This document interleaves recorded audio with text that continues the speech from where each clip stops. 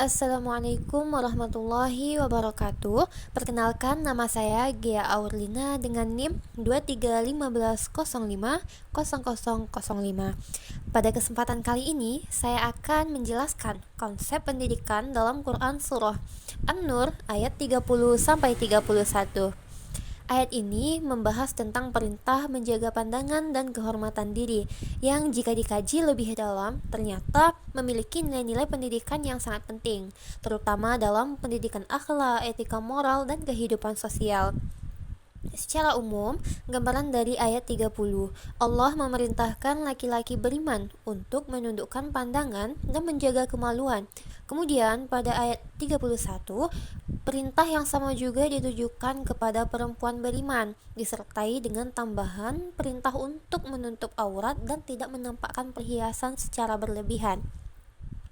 Menurut penafsiran Quraisy Shihab dalam tafsir Al-Misbah, ayat ini bukan hanya sekedar aturan, tetapi merupakan bagian dari pendidikan untuk menjaga kesucian diri dan membangun masyarakat yang bermartabat. Nah, artinya Islam tidak hanya mengatur apa yang boleh dan tidak boleh, tetapi juga membentuk karakter manusia.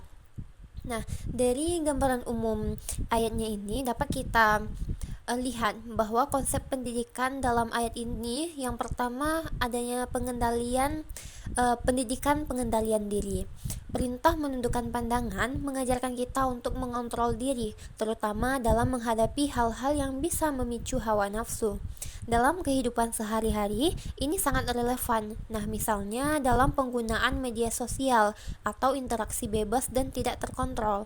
Jadi, pendidikan dalam Islam bukan hanya soal ilmu, tapi juga kemampuan mengendalikan diri. Kedua, pendidikan menjaga kehormatan diri. Perintah menjaga kemaluan menunjukkan bahwa setiap individu harus menjaga harga dirinya. Ini bukan hanya soal fisik, tetapi juga tentang menjaga perilaku dan sikap. Orang yang mampu menjaga dirinya berarti telah memiliki kesadaran moral yang baik. Ketiga, pendidikan etika berpakaian. Khususnya dalam ayat 31 dijelaskan tentang pentingnya menutup aurat dan tidak berlebihan dalam menampilkan perhiasan. Ini mengajarkan nilai kesederhanaan dan rasa malu, haya. Dan dalam konteks pendidikan, ini sangat penting untuk membentuk identitas diri yang berakhlak dan tidak sekadar mengikuti tren. Keempat, pendidikan sosial. Ayat ini juga mengatur bagaimana interaksi antara laki-laki dan perempuan agar tetap dalam batas yang sehat. Tujuannya itu adalah untuk mencegah kerusakan moral dan menciptakan lingkungan sosial yang aman. Ini menunjukkan bahwa Islam sangat memperhatikan keharmonisan masyarakat. Nah, dari konsep pendidikan tadi itu dapat kita lihat, bagaimana sih korelasinya dengan pendidikan? Nah, jadi jika kita kaitkan dengan pendidikan akhlak, ayat ini mengajarkan kita untuk menjaga diri, baik dari segi pandangan maupun perbuatan.